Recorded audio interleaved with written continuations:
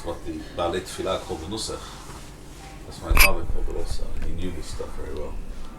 I remember in New Zealand that we received a parcel of cassette tapes in those days.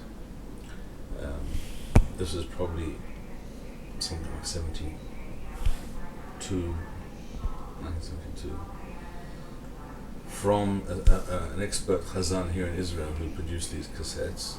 My father had davened Rosh Hashanah, davened Yom Kippur, all this stuff for years, but he wanted to get it down, even more perfectly. So he bought these. He's got these cassette tapes sent to him, and I remember them arriving, and I remember what they looked like, and he went through. He listened to all of them, and he perfected his rendition of the what they call the Ashkenazi Nusach, and which doesn't mean the words; it means the whole thing, just the tunes, etc. And so my father did a wonderful, beautiful job of reproducing this Masorah. Those tunes are very, very powerful. There's no question. They're very powerful. My father told me on more than one occasion. No, I'm sorry, it was not my father. It was someone else I knew. He was born in Hungary, and he passed away many years ago already. Apparently he died of a certain kind of cancer. I think leukemia, was it, perhaps? I'm not sure. It was certain cancer, which he probably contracted because he worked in the nuclear reactor in the Machon. I mean, I think statistically there is higher incidence in cancer among people who work there. I think that's statistically true. I obviously can't guarantee that, but I've heard that's what I've heard. I know that he worked there, and I know that he became sick and he died. At any rate, he was born in Hungary, and they only came to Israel after '56, because his father died in the war. In other words, his father was drafted into what we call these military work details, and sent to the Russian front. The Hungarians were allied with the Germans. You know that. That's why the Russians had a particular thing against the Hungarians, because they, together with the Germans, invaded Russia. So they had a good reason not to like them. And he, died there in Russia, winter, cold, whatever it was. So his father died during the war, when he was apparently just a very small baby.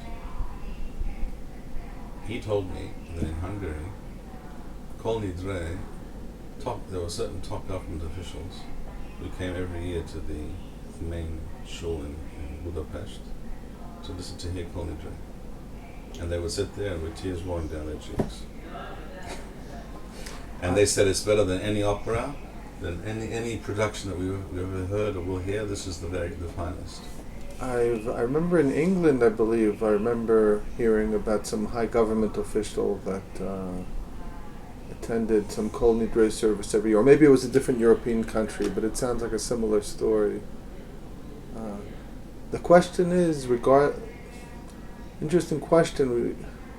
The question is, in addition to the power of the tunes that are connected to Kol Nidrei, is it possible that Kol Nidrei itself, even if there are technical issues with it, that there's something about the general theme that does convey something of meaning?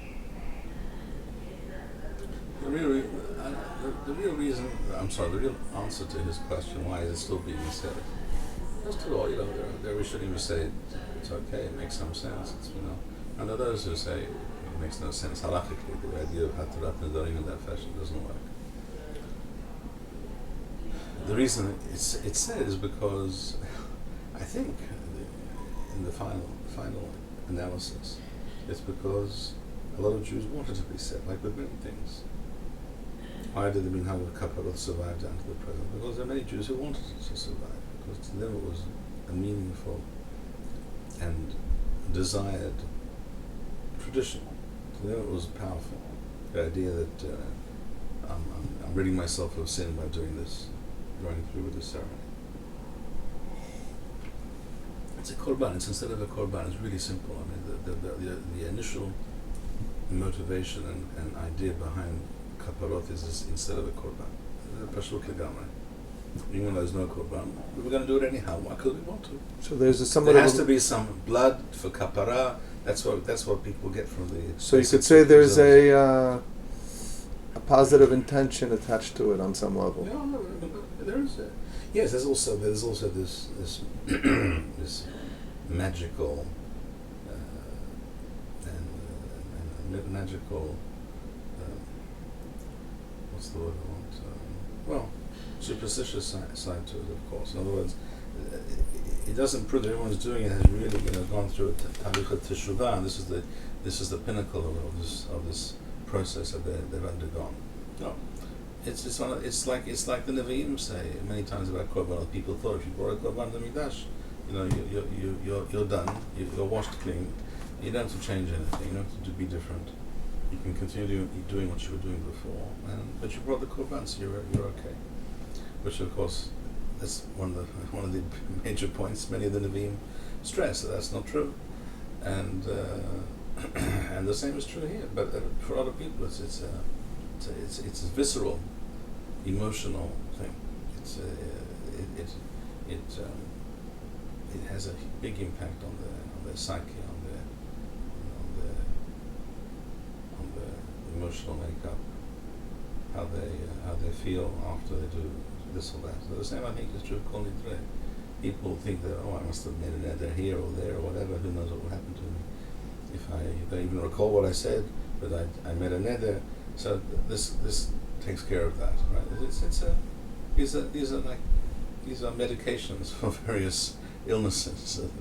I have that illness and I have this one, so for each day we have a ceremony. So most of the people don't really understand the words. I mean, some people get it a bit, some of it, and some don't. Certainly, many Jews don't understand a word that's being said, but the power of that melody being sung by someone who knows what he's doing at the very beginning of Yom Kippurim is a very, very powerful experience that cannot be denied. Just as the Avodah on Yom Kippurim.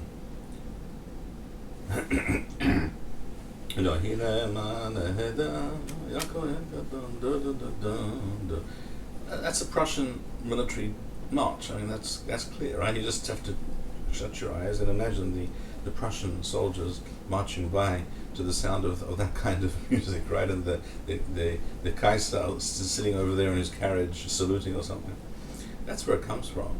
But it gets people enjoy they enjoy the upbeat, optimistic sound of it. So people go for it. Well, you could say that sometimes Jewish melodies adopt from non-Jewish sources, but they uplift it to something positive, and it has value. You could say that, and I would agree with that statement. Nevertheless, I cannot rid myself.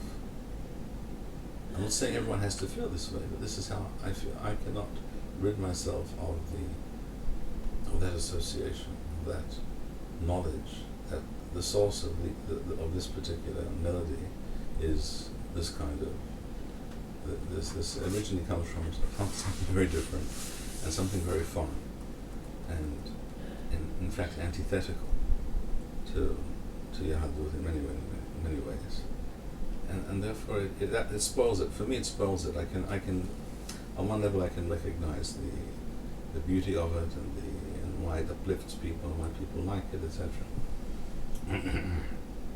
Although that for example that's not part of the nusach.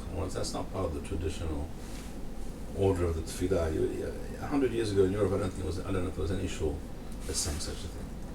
Like with the tzibur, and the shira tzibur, they started bam bam bam bam bam. All that's missing is the huge cymbals and the soldier with the drum, etc. That's all that's missing from that sound, from that presentation, from that performance. And most people don't think about it. To them it's associated with the Kohen Gadol, and they don't think about Kaiser Wilhelm and his toy soldiers. But I cannot free myself of those ideas. What would you? Is there a particular part of Yom Kippur which you do find particularly moving for yourself personally? For me personally, the most moving thing is the piyut Rabbi piyut. That's written by Rabbi Avraham ibn Ezra. I don't remember how it begins, but I can show you. It's in the Sfaradi and Temani Sidurim. I first heard it amongst in the Temani Shul. Temani, someone gets up and says it in a certain mournful sort of tune or chant. Really, it's more of a chant. I'm not sure the Temanim started more of a chant, but I find that very powerful. It's a very powerful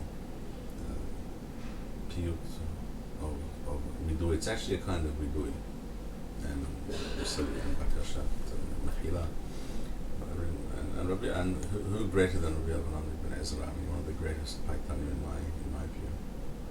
Anyway, so, and that's something Dafka the Ashkenazim don't say. Someone in the Temani Shul, someone gets up and says it. Maybe it's after Kol Nidrei, but they say Kol Nidrei also, not the way the Ashkenazim do. And after that, someone gets up and says that before Rabbi. It's very, very powerful. Yeah. I was thinking regarding Kol Nidrei, it could be part of the phenomenon is the day is the holiest day of the year.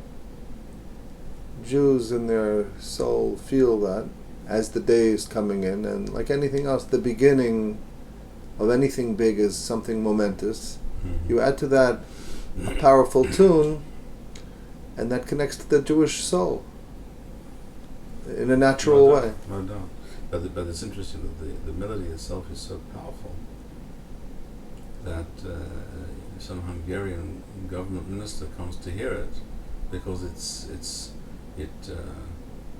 above and beyond any opera, anything else that he can see. It's a product of the Jewish soul, so it's being a product of the Jewish soul. That does something. There's a famous clip from an Al Jolson movie where he's doing he's a chazan singing Kol Nidrei, and I think that particular clip is extremely powerful. With his father sick in bed, listening to him sing it. It's very powerful. Yeah. Thank you, Rabbi Bar-Hayim. We would like to encourage our viewers to share these videos with friends and send in your responses. We would also like to suggest the following opportunity to our viewers. If you identify with Rabbi Bar-Hayim's message and would like to sponsor or dedicate a video interview with the rabbi in honor or memory of a loved one, if you would like to obtain Birkon Nusach Eretz Yisrael or invite the rabbi for a speaking engagement, please email us at office@machonshilo.org.